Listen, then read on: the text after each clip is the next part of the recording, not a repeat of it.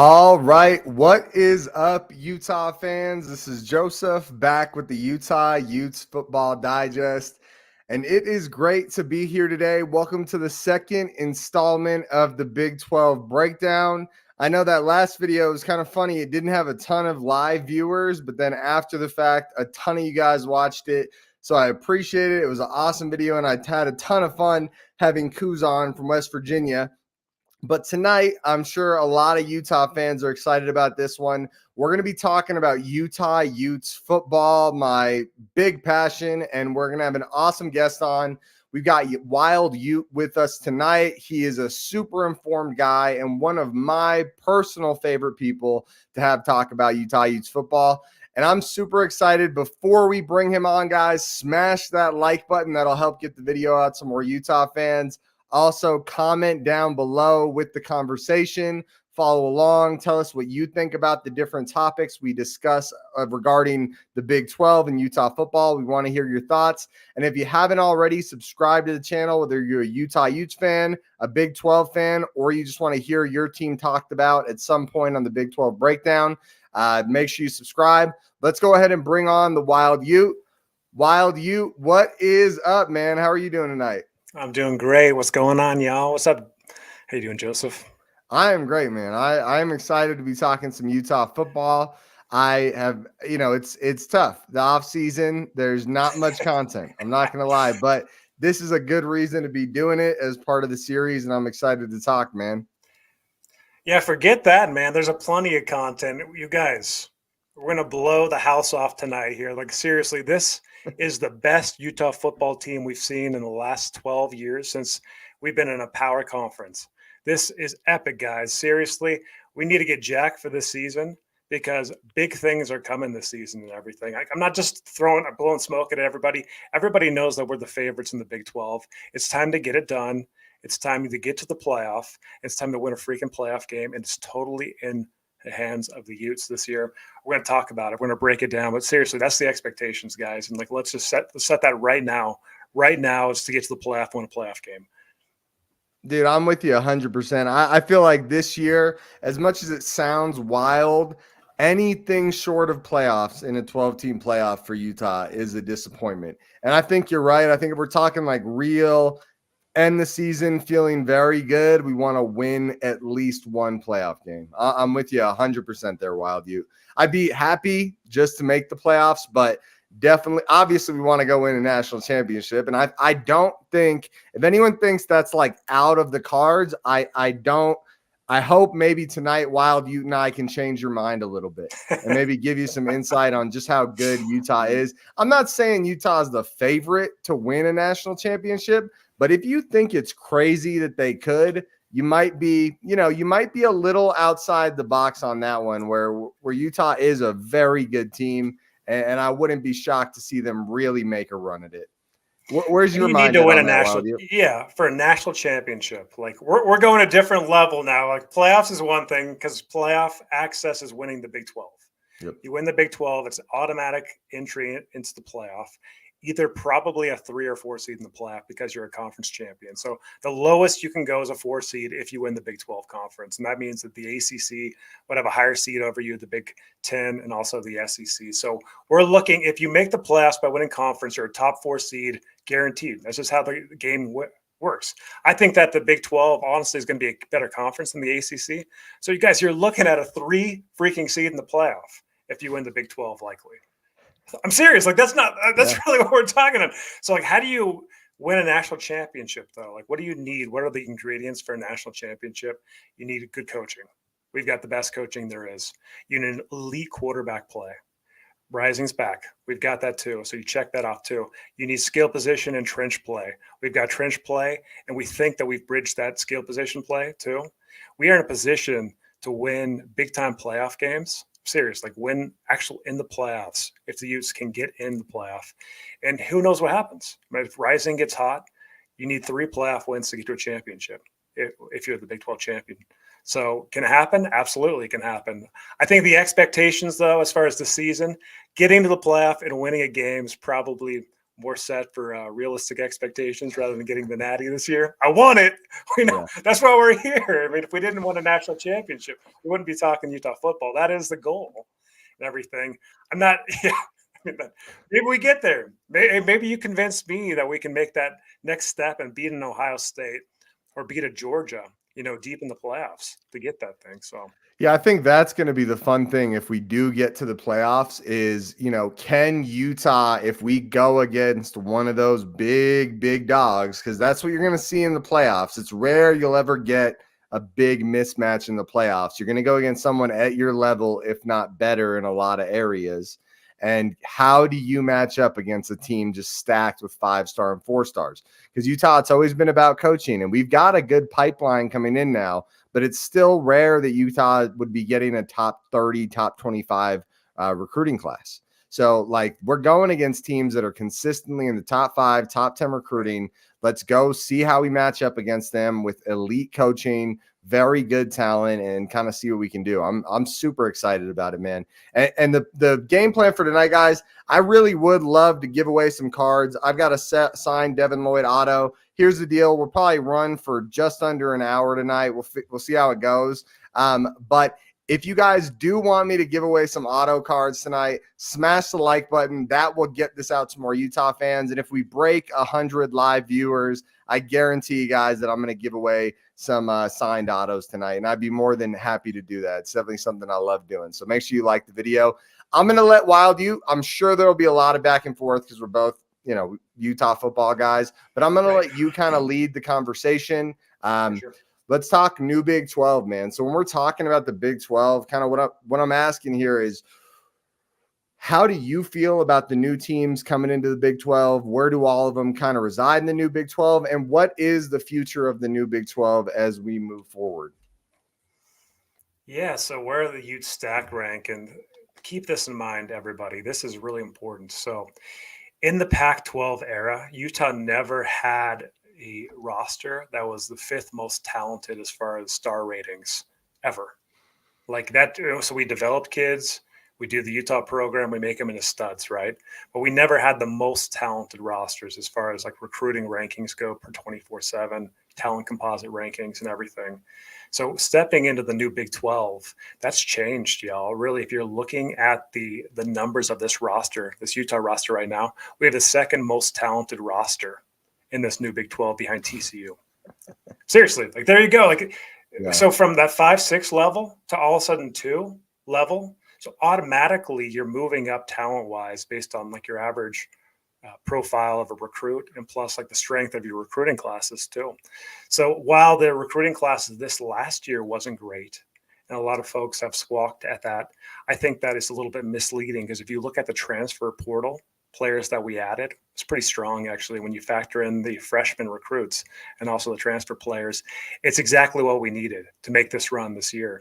But really looking at the complexion of the new Big 12, I mean, Utah's going to be a player in the new Big 12 every year. Our brand of football, as far as pound it, trench play, is going to transfer. There's going to be teams to looking out for, though. So KU right now with Lance Leipold is going to be a very good program in the new Big 12. K-State with Chris Kleiman and Avery Johnson, Dylan Edwards, they are loaded guys on offense. That is going to be a player in this new Big 12 year in, year out. West Virginia's got a good team. There's a lot of teams that would be considered in that mid to above average level of the Pac-12. Okay. Yeah, there are the Pac-12 had some games, probably 3 or 4 every year, where you were I feel pretty damn confident we're going to walk in there and beat them up. Right. There was, and it wasn't always that way at the beginning of the year, but by middle of the year, there were a few teams where you're yeah, we're going to beat the crap out of those guys. But I would say with the Big 12 last week, when I was walking through it with Coos, the WVU guy, I was damn, really looking at the schedule. Cause I don't know about you, WVU, I know we don't play them this year, but in my mind, they weren't that good. But as we were breaking them down, I was that's a good team, dude. And they're not even in the top 4 for me in the Big 12. Right. So crazy stuff. If you want to, this question, yeah, Joseph. go for it. Let me ask you this question. Okay. So everyone says, okay, the lower end of the Pac-12, easy wins and stuff, and we're not going to have those games anymore. Let me ask you this question: what teams were in the lower end of the Pac-12? What teams were we beating up on that was so bad and crappy? Name those teams. Like, what were the worst I would teams in the say, Pac-12? yeah, you're right. They're in the Big 12 now. Exactly. They came I with knew where us. you were going. Yeah, I was like, it's Arizona State. Like, so I would say Cal was one of them. Sure. Stanford had been one of them for a little while. By the way, Lonnie, thanks so much for the super chat, dude. Goes a long way. Go Big 12. Go on, though, Wild U. Why don't we touch on this comment? I don't know if you saw this.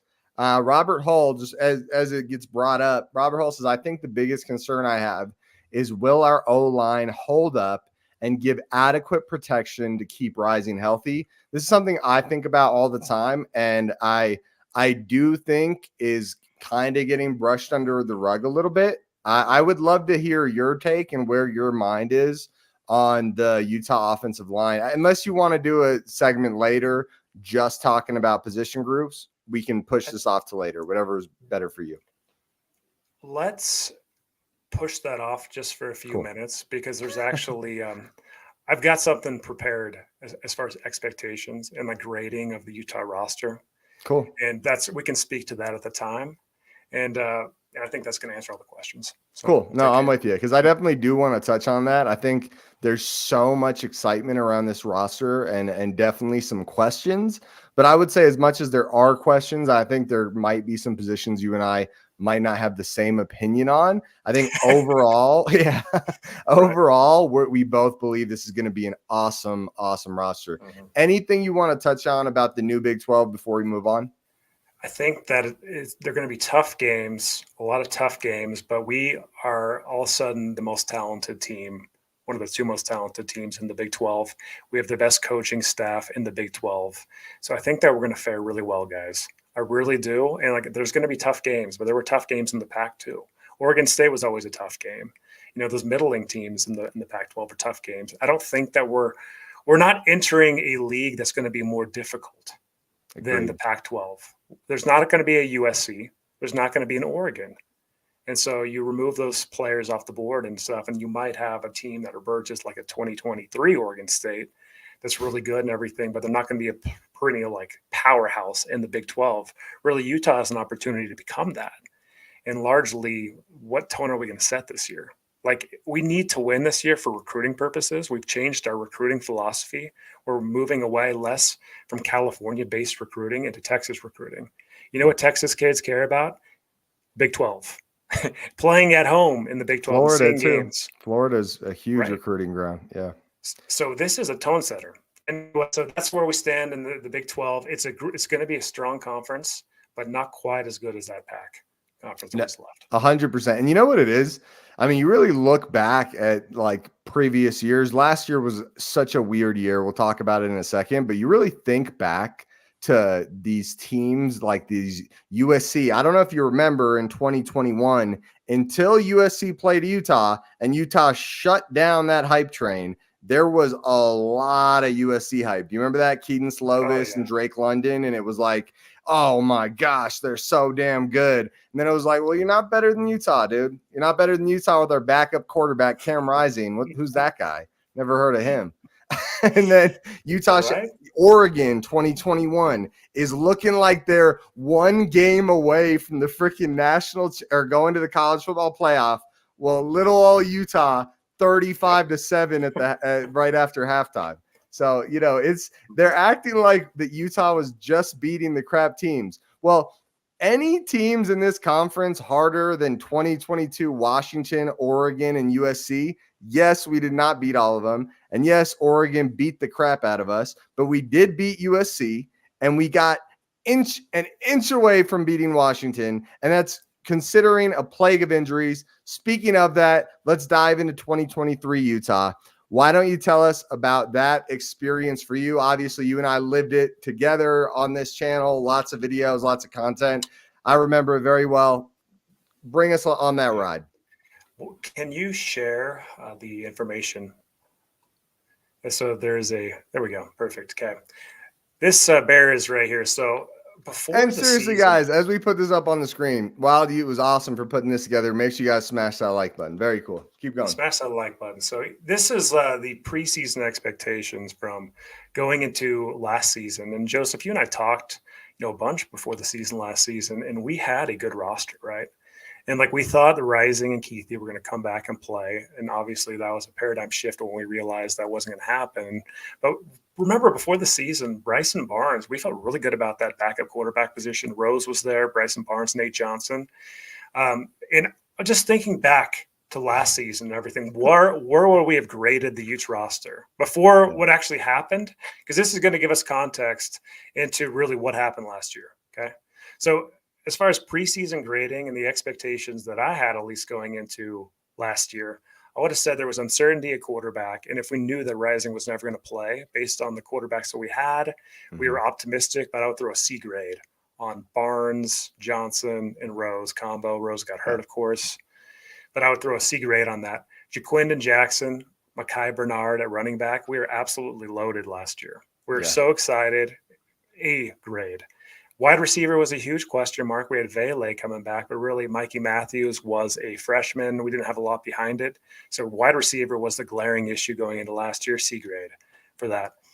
Tight end, this is not including Keithy. So we still had Yasmin, and we felt okay about the tight end position even without Keithy there. Well, and Yasmin looked really good at the end of 2022, if you remember that, in that USC game where he's just trucking people down the field. Man.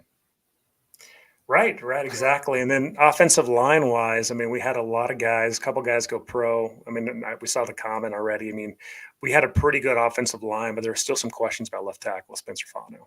So give that a B plus. But really, the expectations going into last year, if we didn't have Rising and Keithy, would have been like an offensive grade of around B minus. How do you think about that? Like going from last year, like kind of looking at last year before the season started.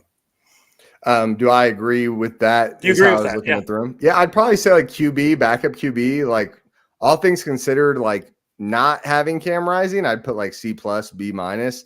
I felt like the way I looked at Bryson Barnes plus Nate Johnson and Brandon Rose behind him as a unit, I was pretty happy. But you got to remember what we thought of those three as a group before last year, right? Like you think about what happened to Nate Johnson last year. That roller coaster was just.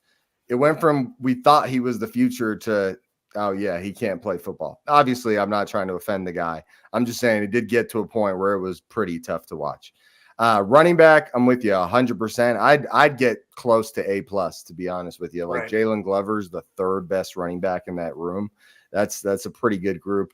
Wide receiver, I'd say like the actual group as they came to be. That's accurate. I felt better about them. Devon Bailey and Money Parks.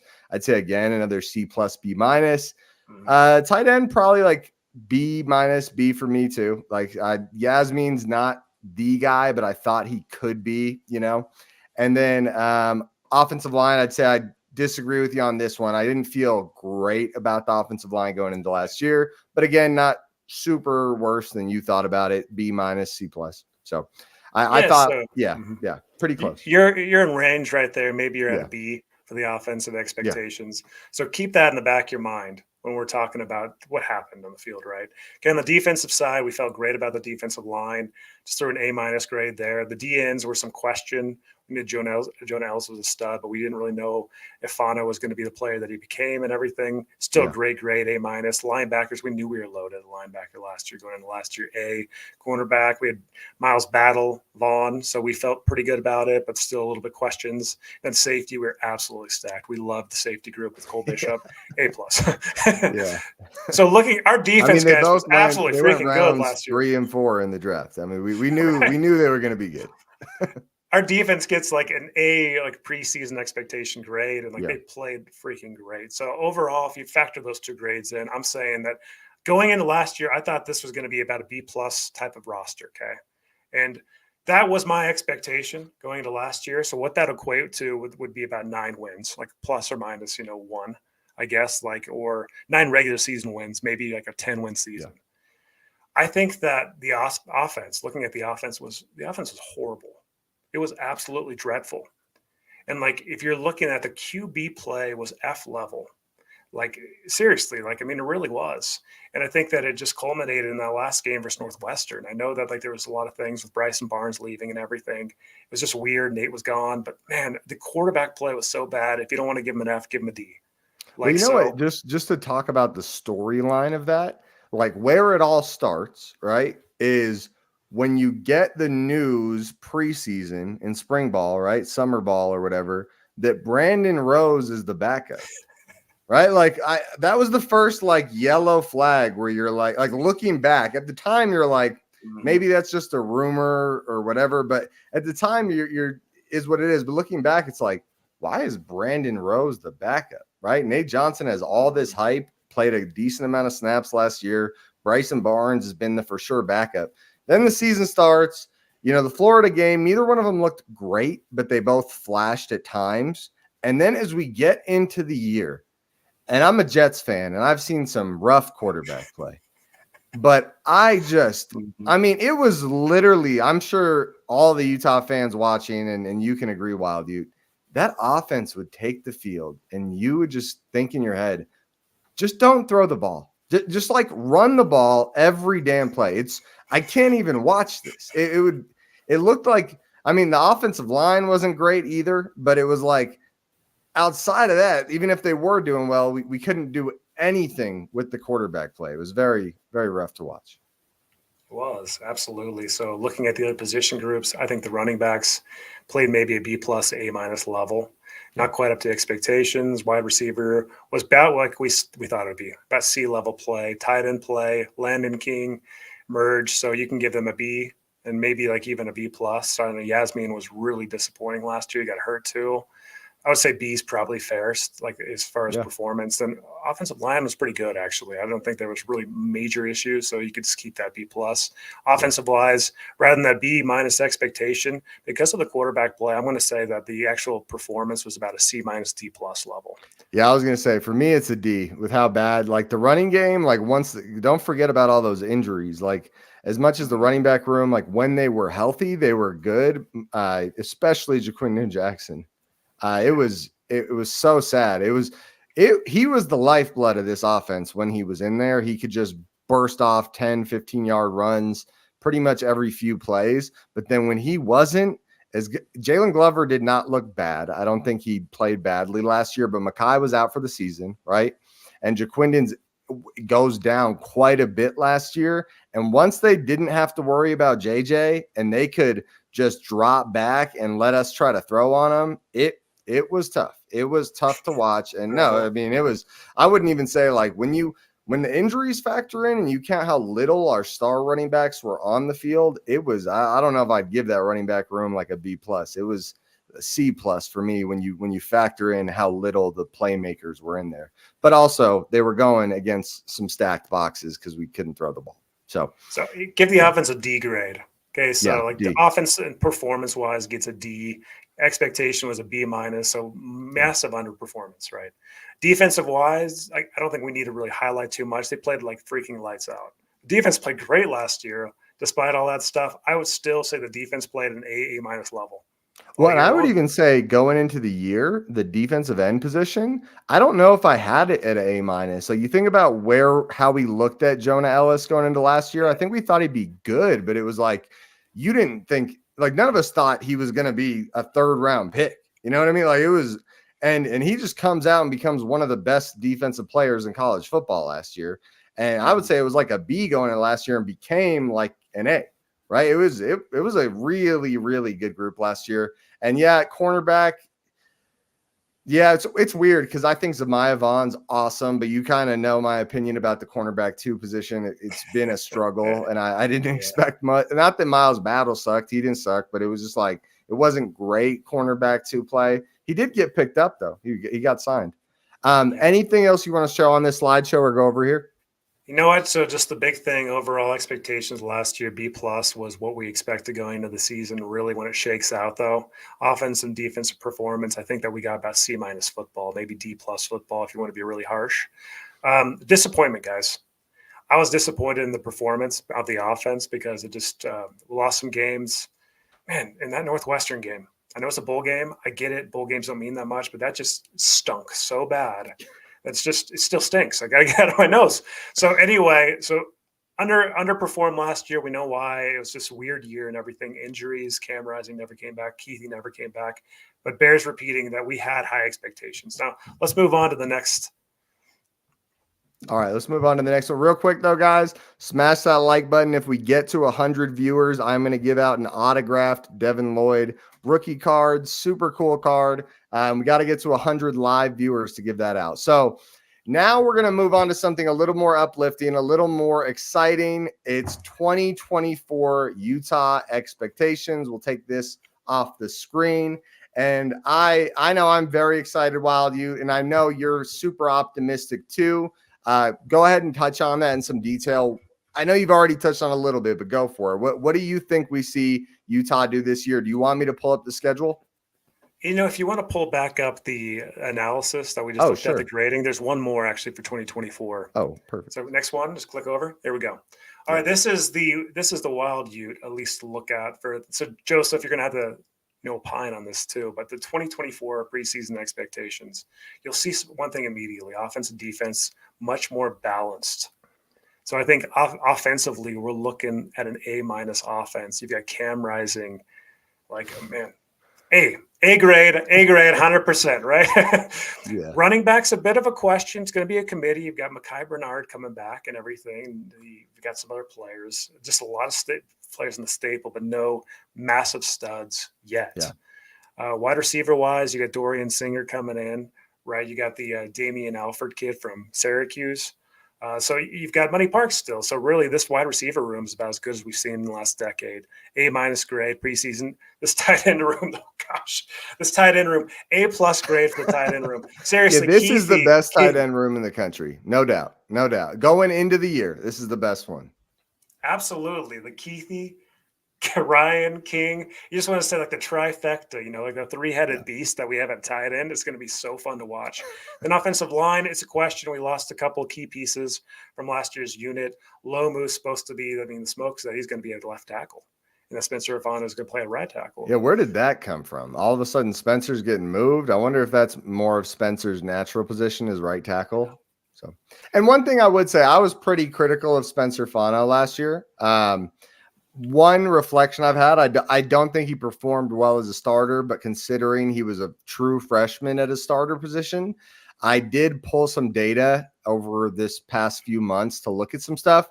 And there was only a handful, like 10 or less guys that played even in the range of how many snaps he did as a true freshman at offensive line in the Power 5. And he was like top 3, top 4 out of those guys. So I'd say as much as last year's play wasn't great, even me, my trajectory and my hope for him is still super bright. And just looking at where he compared to the group, like even the guys above him aren't much above him. There's no starting offensive tackles in the Power 5 that are true freshmen that played well. So really a lot of upside growth there for the offensive line. It could be one of the best units in the Big 12. We just don't know yet because of the uncertainty. Slap a B grade. I like the talent though a lot. But this offense, I'm saying A- here for the offense as far as preseason expectations. This could easily, and I'm hoping that it lifts to an A. If this offense gets rolling and all of a sudden we've got like the aerial attack here, like the flying Utes, something we haven't seen in a long time. So we've got a balanced attack. This can easily lift to an A grade. And actually, I wouldn't be surprised. I'm hoping for that too. So it's very likely to happen. Looking at the defense, though, our defensive line is always going to be stout, always going to be at A-, A, B+ level. Going to give them the same grade as last year. We just have 10 horses deep D-line, right? Like we're going to be one of the best D-lines in the Big 12. Defensive end for me is a bit of a question mark, though. I know we brought in some transfer portal guys, but when you lose Jonah Ellis, and Logan Fano's coming off injury. Like O'Toole's a good player, but like I don't know. I don't really feel super comfortable about assigning a strong grade at defensive end. What do you think about that? Yeah, I think it's kind of what you said, where it's one of those positions where even last year we didn't expect quite what we got. The year before that, you definitely wouldn't have expected what you got. You get what I mean? Where it's like it's one of those position groups where I think offensive line for Utah gets a reputation that there's just always studs, which I don't think is completely accurate. But I do think the defensive end position is a position group for Utah that is, they don't have like it's not always straight star studded in that room, but stars come out of that room. I mean, think about since I started covering this team, Mika Tafua was year one in 2021 when I was covering the team. Who else? Obviously, Jonah Ellis was around, but he wasn't a star yet. Mika Tafua, then 2022, who was there? Who would have been there? The good edge rushers in 2022.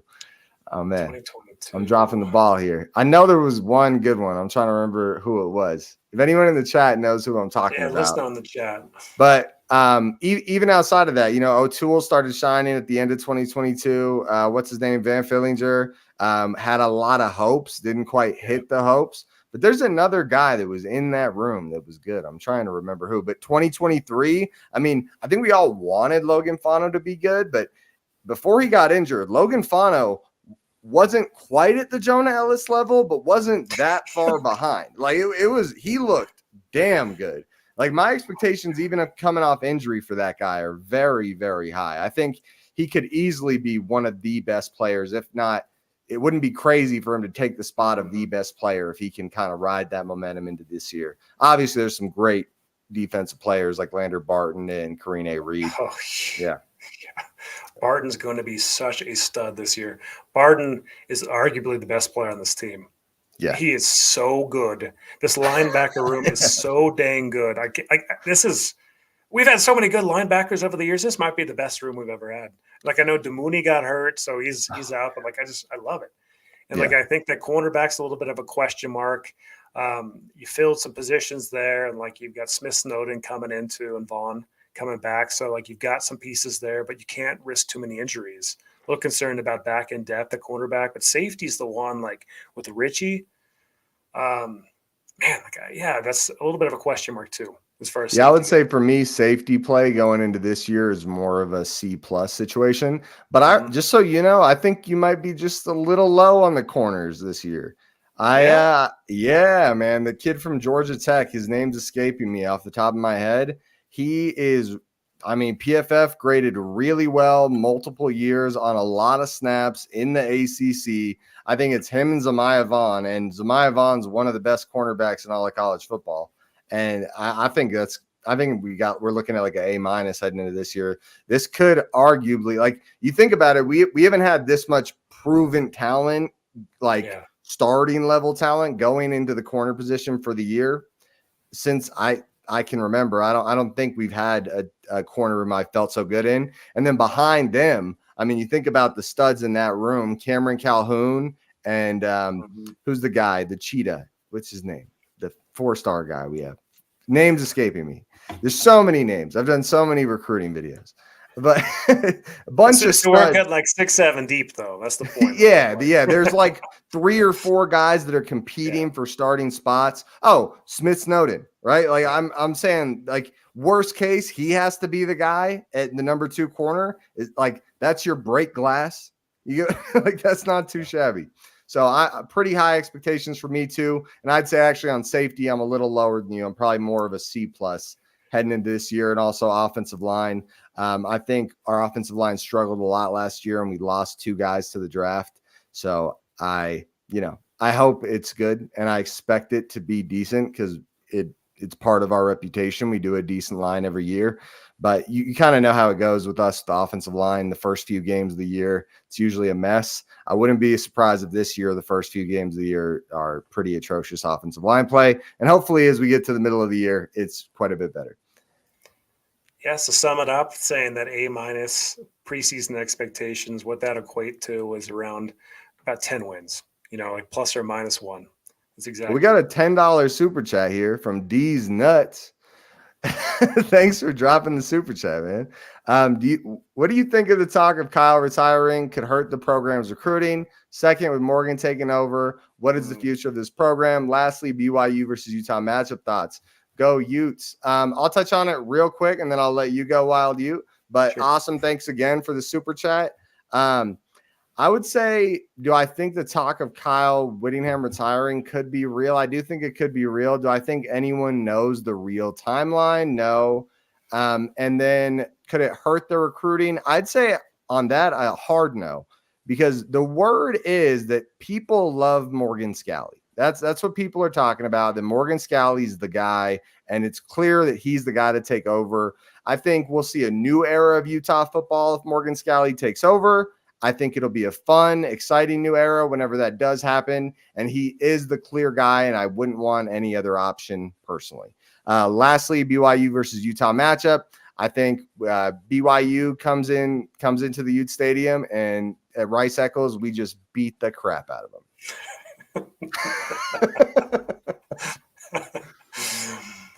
There's smoke, around the program with Whittingham retiring.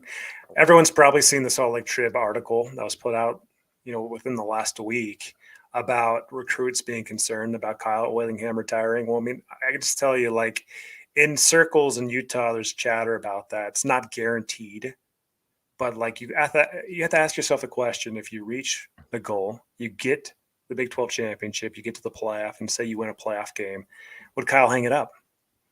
That's what I want to know. Like, I mean, that'd be the pinnacle, really, of his career if he gets to that place. This is the team to do it. Rising's leaving after the season. Keithy's leaving after the season. So you really have to ask yourself, like, if Utes overachieve or achieve the expectations that we think, would Kyle hang it up? Like, that's a legitimate question. And so recruits, as far as recruiting, it might have a small impact on recruiting with you, Joseph. It's not going to have a massive impact just because of the stability of the program. Scalley does a lot of the recruiting right now, right? He's like one of the lead recruiters for some of the best players. So the consistency of the program, you're not going to see it like fall off a cliff. Recruits are not going to come to Utah or anything because really we're going to have that consistency. Then lastly, for the BYU game, I mean, we've been waiting for this game for like 3 years. I mean, BYU fans have been squawking about that one win over the last 10. Oh, it is revenge time.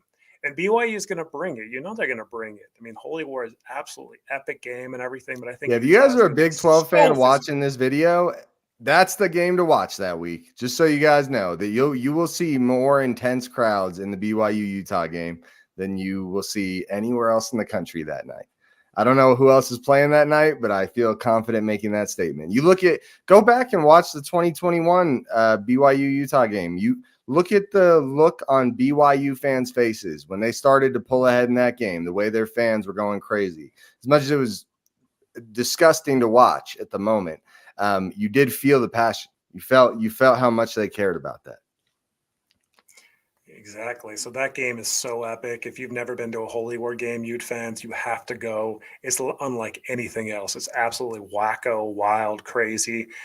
We're in the same freaking conference now, in like a power level conference, soon to be an A3 conference when the ACC cracks open and falls apart here soon. So this is big time. Like we're talking like Big 12 and college football playoff stuff on the line here. This isn't just a joke, like non-con game stuff. This is a big time football game. It's coming off a bye week for BYU, a Friday night game. Do not sell those tickets. If you got tickets to that game, don't you dare sell those tickets. Yeah, I'm keeping those tickets, Joseph. No way. I'm not giving those ones away, man. That's the game to watch.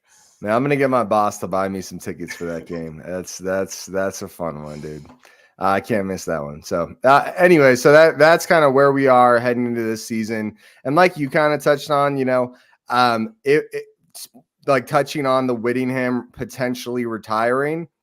I do think that's a great point where if there's a year to do it, I think that kind of tells you what our expectations are for this year.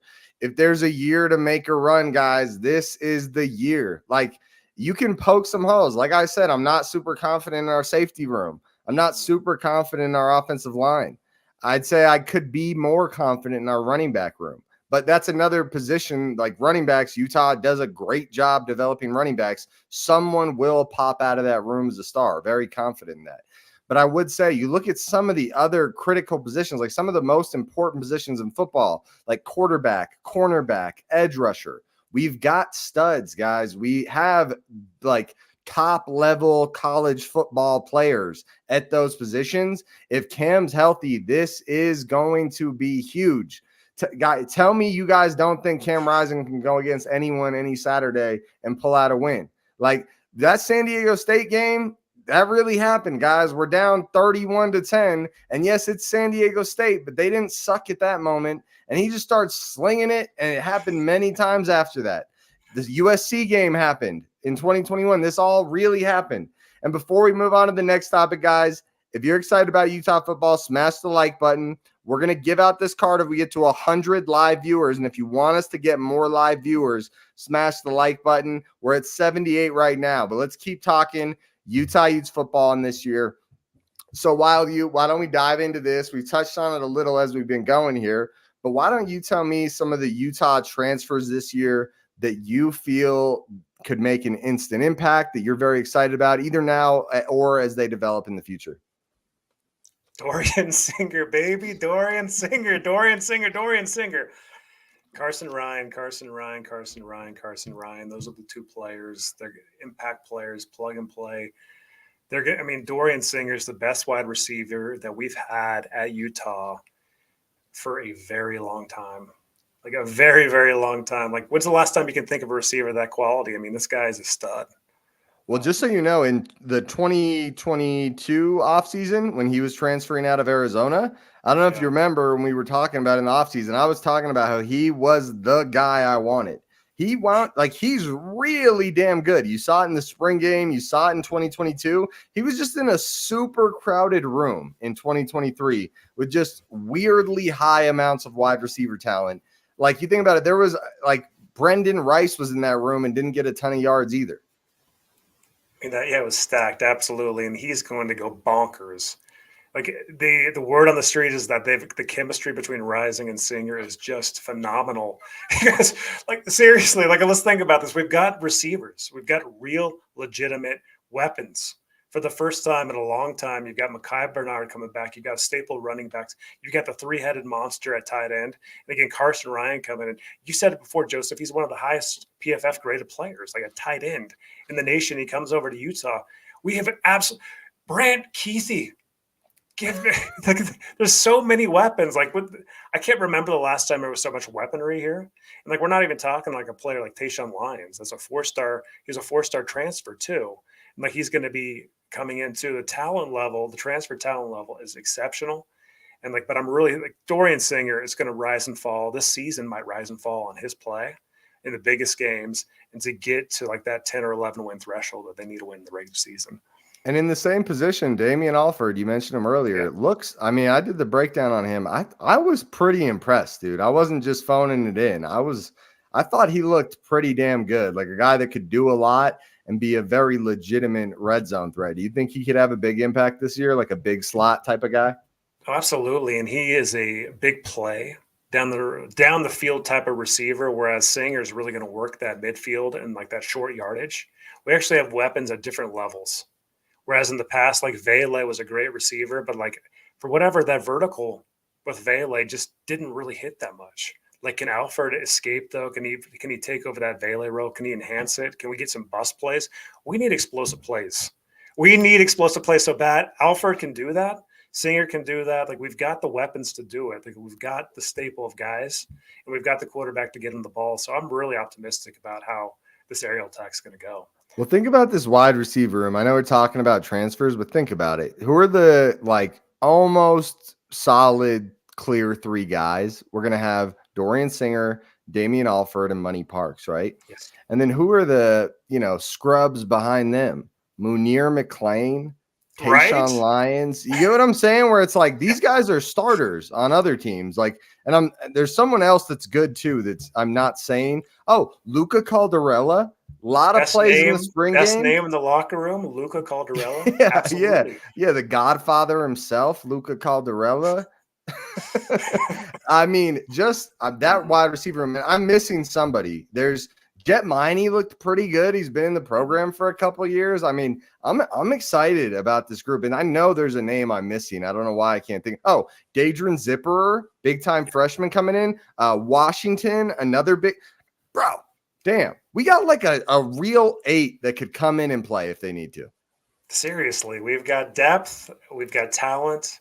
It's hard not to like really be super optimistic about this. Like, it is what it is. Like, we've got the team to do this, guys. Like, that's why we're talking about winning a playoff game. We've got the roster for it. It's not just blowing smoke.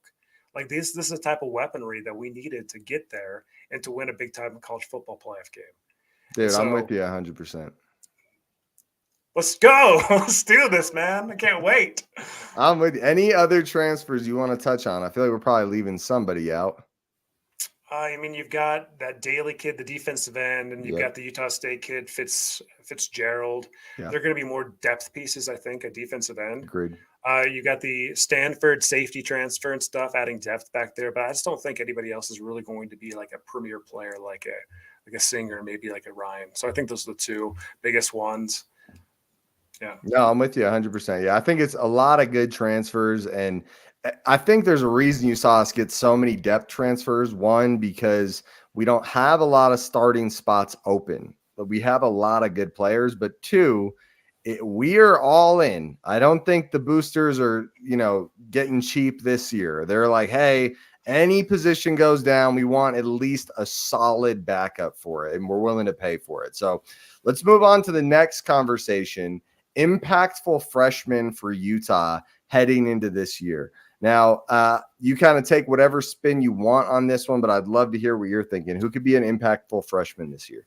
Smaller freshman class because we focused on transfers to make a run this year.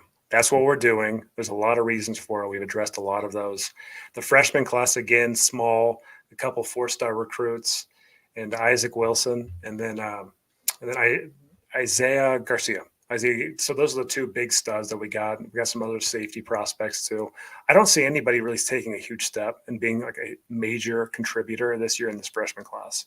I think we brought in so much transfer talent. I think that we have so much coming back experience-wise and proven talent. I'm serious. Like, I think next year we can look at that. We know that Wilson's going to be an absolute studdo based on what he showed in the spring game, based on his talent level, being a corner canyon, playing good competition. He's a stud. He's the player of the future. I just don't really see any freshmen, like true freshmen, making a massive impact this season, though. I think it's the transfer players. Yeah, it's kind of a weird one with just going back to transfer players for a second. There was someone I did want to mention that I forgot, Sam Heward, transferring in from Cal Poly. He originally a 5-star recruit, but a guy that's been seasoned in college football, graded out very well last year at the Cal Poly, whatever it's called, FCS level. Yeah, so I would say that's a weird one to me because I thought, just going back to impactful freshmen, I thought Isaac Wilson looked so damn good. I think they don't want to burn his red shirt if they don't have to, but I do think he looked good enough. Obviously, we're not at practice every day, but I do think he looked good enough to be the backup. My thought is this: they don't want to burn his red shirt if they don't have to, but I felt good. We just talked about all the weapons in this room. If he did have to come in and play some games, I would feel like Isaac Wilson could win us some games.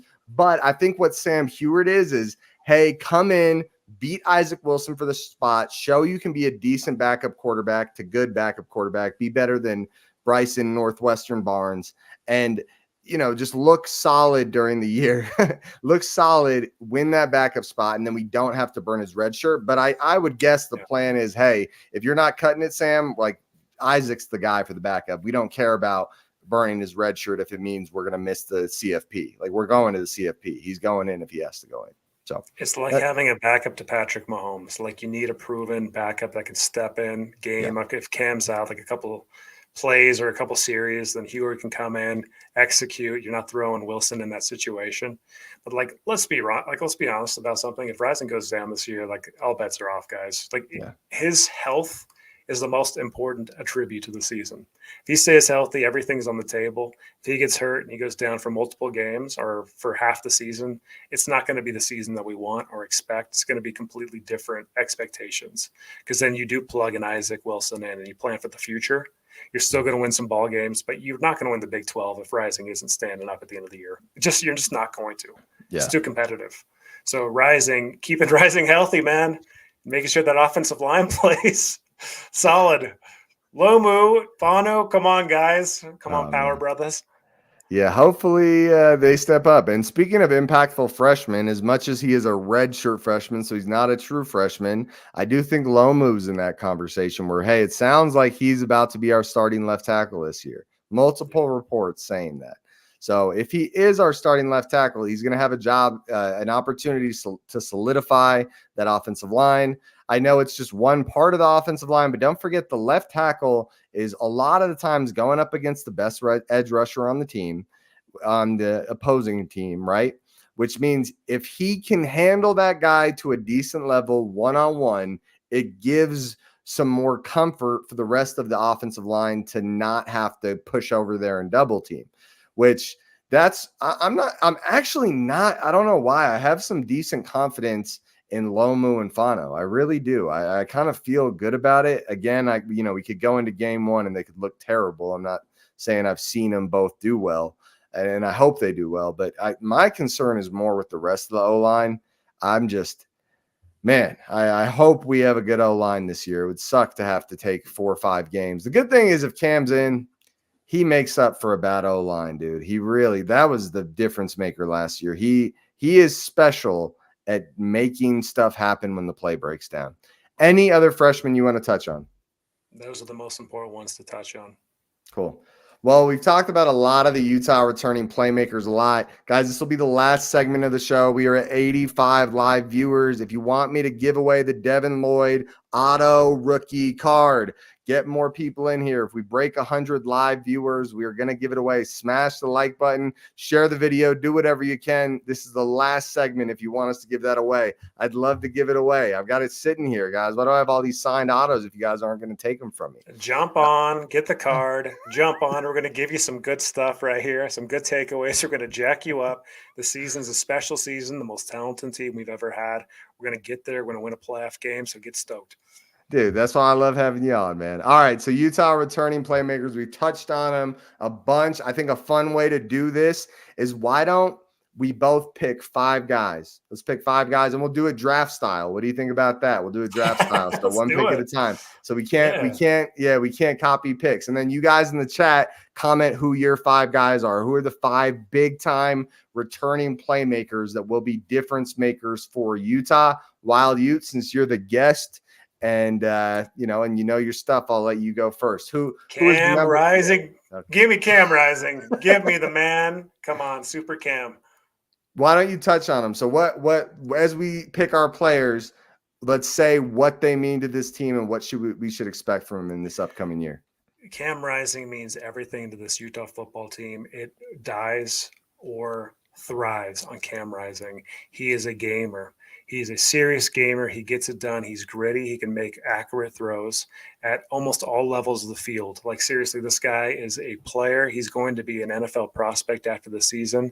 And really his leadership, he's basically having like Kyle Whittingham on the field. Cam Rising is a 7-freaking-year player. This is a 7th year of college. He's 26 years old. He's going to be 26 years old going into this year.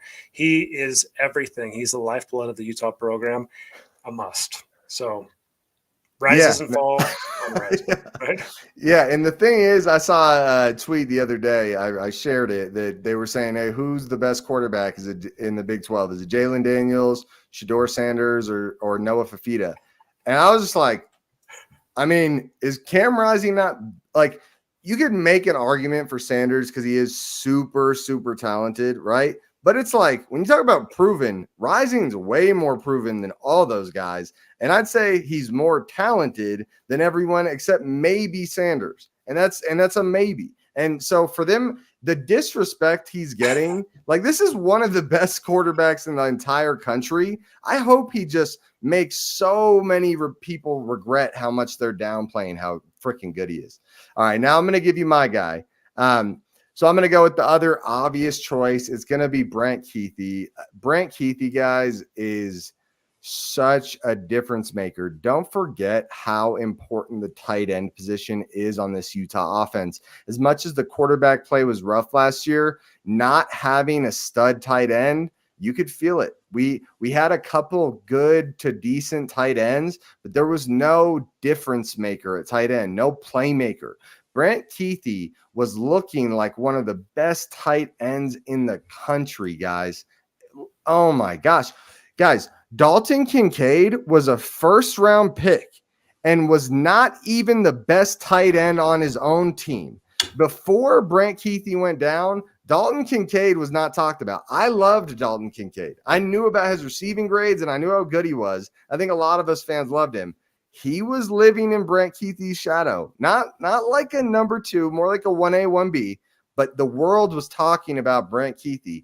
And Brant Kuithe goes down, and Dalton Kincaid gets so much hype that he becomes a rare breed of first-round tight ends that almost never happens.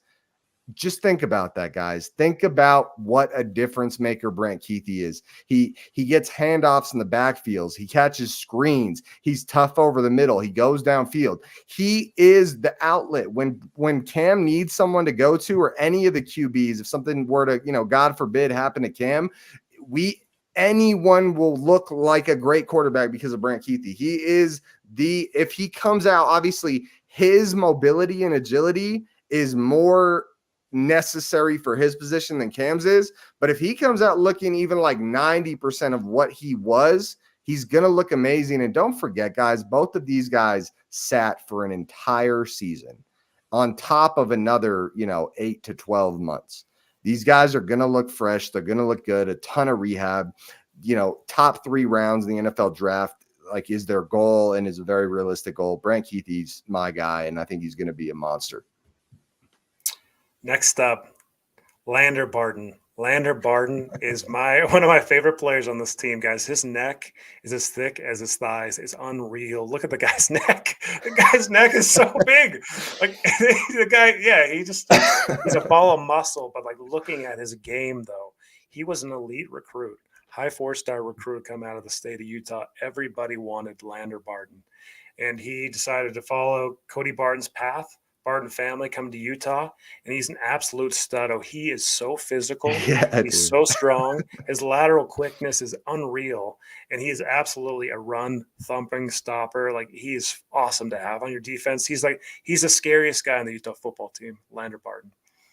I agree. Yeah, that roster picture of him, he looks just like he's just the shoulders and a head. So funny, dude. I feel like he's doing it on purpose in the picture, because you know how easy it is to do. Yeah, if he's not, damn, feel bad for anyone getting hit by him.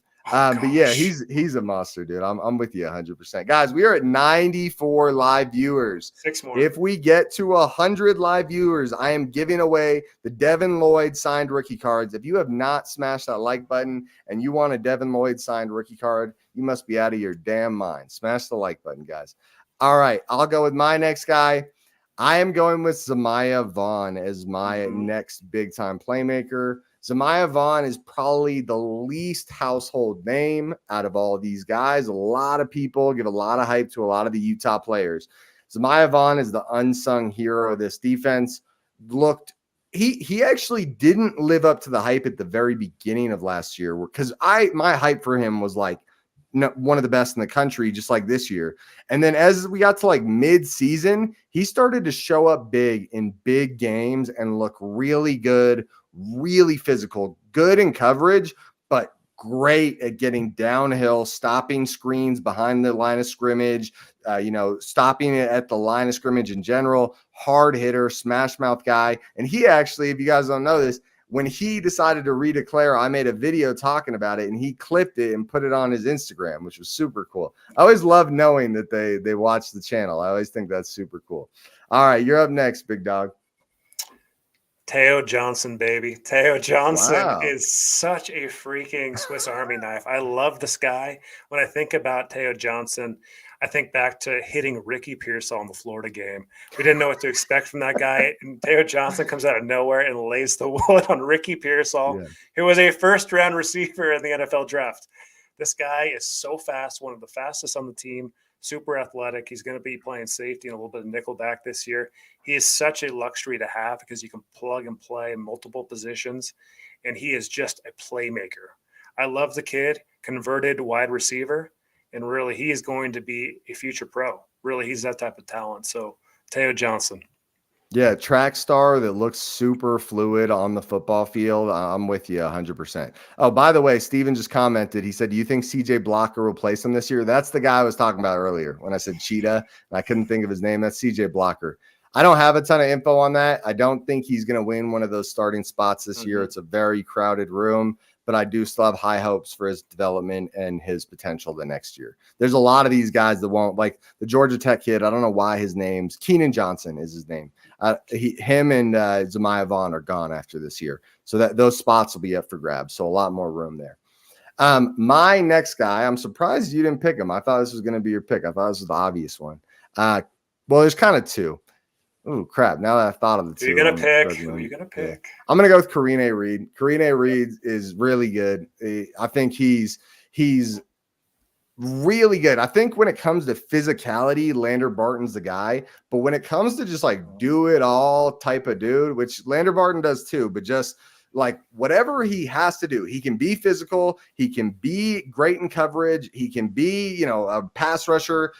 Karine Reed, he is the guy. I was shocked he returned this year. I wonder what they told him that his draft stock was, because I was absolutely expecting Karine Reed to go into the draft and be a day 2, day 3, like late day 2, mid day 3 pick. And he actually winds up coming back this year. He's a stud linebacker, a beast. And I think as much as the Lavani Demooney injury does hurt us, because Demooney was looking really good, he was the worst of these 3 linebackers. This was looking similar to the tight end room coming into this year, where it's like one of the best groups in all of college football. And it's still one of the best groups in all of college football, just because they have Reed, Barton, and probably Fotu, which, Fotu's not at the level of those guys, but very good. So my guy's Karine Reed.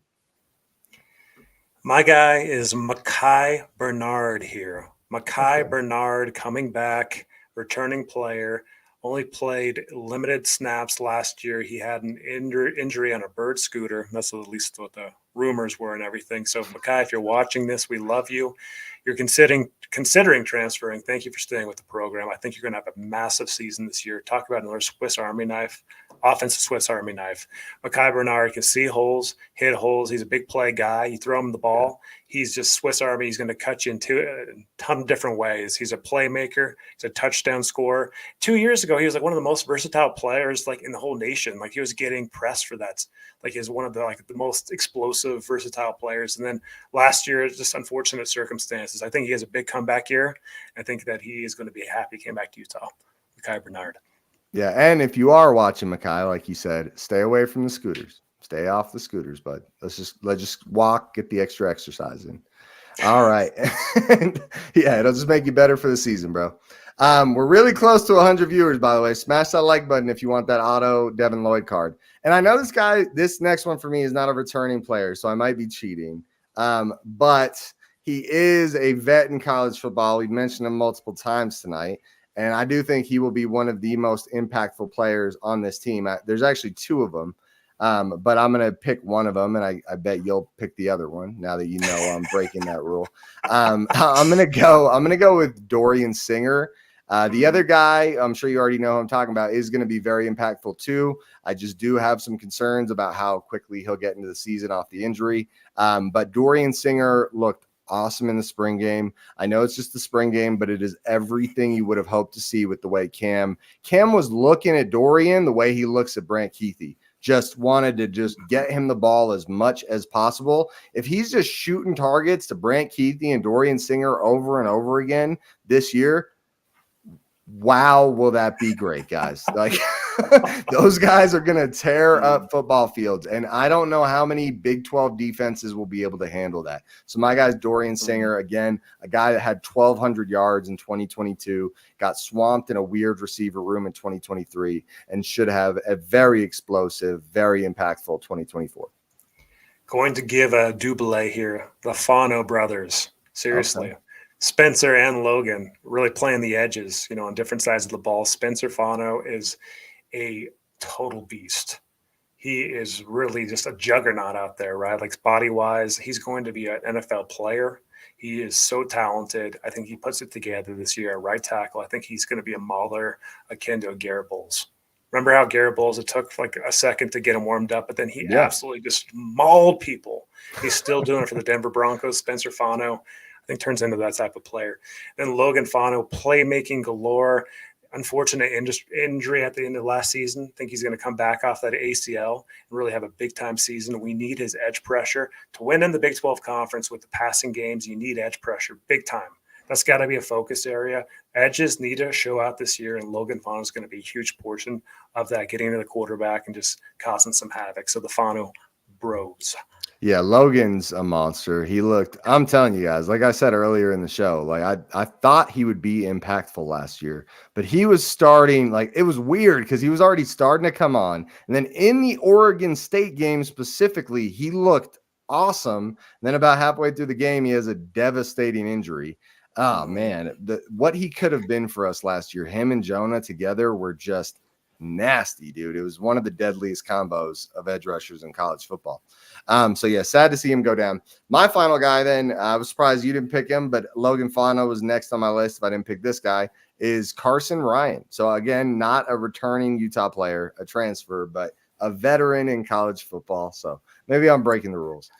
Carson Ryan, again, like I mentioned before, he's coming off injury, so I don't know if he'll hit his stride right away this year. The rumor is he'll be good to go when the season starts, but the rumor was last year that Cam and Brant were going to be good to go when the season starts. So I don't know. Maybe I'm just suspicious at this point. But that is the situation with him. Hopefully by midseason, he's really churning. But once he's going and he's back in form, guys, Carson Ryan is going to be one of the deadliest players at tight end in the country. You can think about what we could see on the field in different mixes. Dorian Singer, Damian Alford, Money Parks, Carson Ryan, Brant Keithy, Landon King, Tayshawn Lyons, Munir McLean. The list is freaking deep. Mekhi Bernard. We just mentioned a bunch of them, guys. This room is looking ridiculous. This offense, they poured asset after asset after asset into this offense and said, we are going to give ourselves a 99.9% chance that we have an explosive offense. Even God forbid, if Cam misses a few games, anyone should be able to move the ball with these playmakers. Really think about it. I mean, we're talking like when it comes to weapons this year, we're talking about CFP teams that are matching us. You get what I mean? Like, and then we have a better quarterback than a lot of the CFP teams. If I asked you, would you rather have Jalen Milroe or Cam Rising this year? Who would you pick? Rising. Yeah, and I wouldn't even hesitate. I'm being honest, and maybe that's crazy, but I wouldn't hesitate at all. I know he looked good at the end of last year, but I've seen Rising look like the best quarterback in college football, guys. He was out dueling CJ Stroud a couple of years ago. Don't forget about that. And he gets injured, and Greg Hawkins right here, he says, I would pick Cam Rising. And I'm with you guys 100%. Guys, we are just about to end this show, and I still am yet to give away this Devin Lloyd signed auto card. So here's what I'm going to do. If you guys want to win the card, I'd like to give it away, okay? If we could break 100 live viewers, I'll do it right now. But what I'm going to do is this. I'm going to double it up. How about that? Why don't we turn it up a notch? Why don't we triple it up? Triple dip it. Okay. You know what? Quadruple dip it. Okay. I'm going to give you guys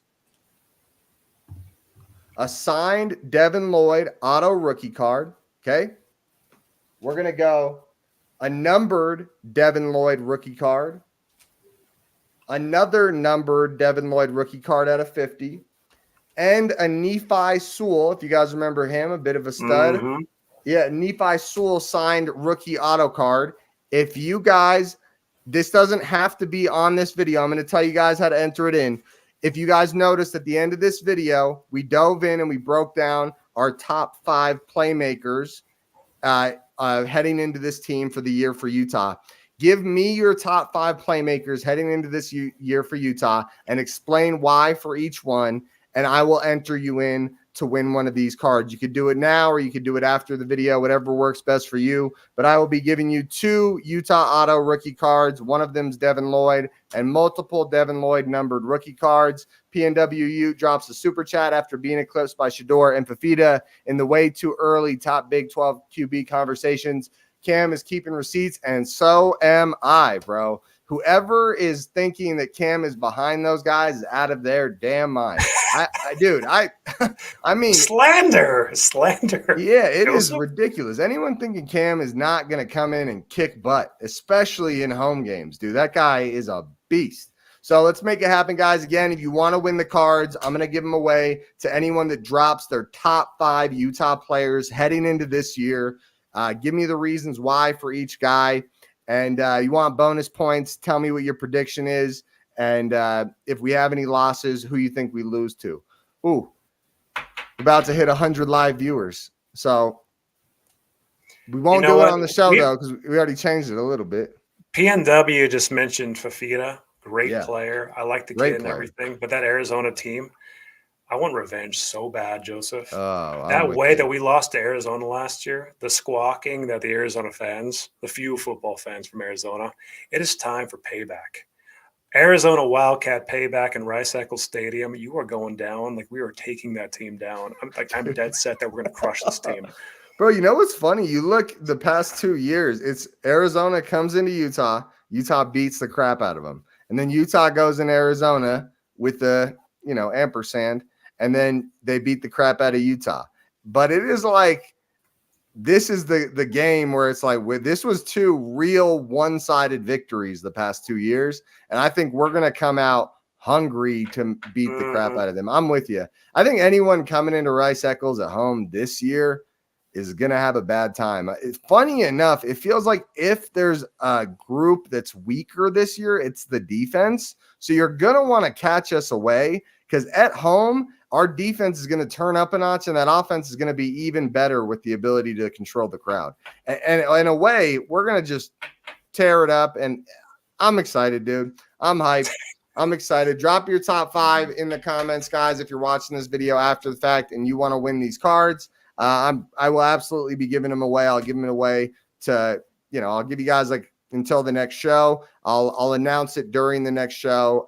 Next week, we're going to have the big Tucson dad on to talk Arizona Wildcats football. Funny, we're talking about them right now. So maybe I'll bring this up. Should be a ton of fun, guys. Smash the like button. Should be a ton of fun, man. Wild Utes, seriously, bro, thank you so much for coming on. I love having you on. I love your takes. Anything else you want to say before we get out of here? Go Utes, strong year, be excited, and this is the year to do it. This is the best Utah roster we'll have over the next 3 years. Kyle will be hanging it up over the next 3 to 5 years. So really, we got to get this, guys. Bring all the energy to Rice-Eccles. Talk all the smack you want. It's time to. The Big 12 folks need it. They've been talking plenty of smack back, so it's battle time, and we have the team to do it. We're going to get it done. We're going to win a playoff game this year, so get stoked. Dude, love it. Go Utes, baby. We're out of here.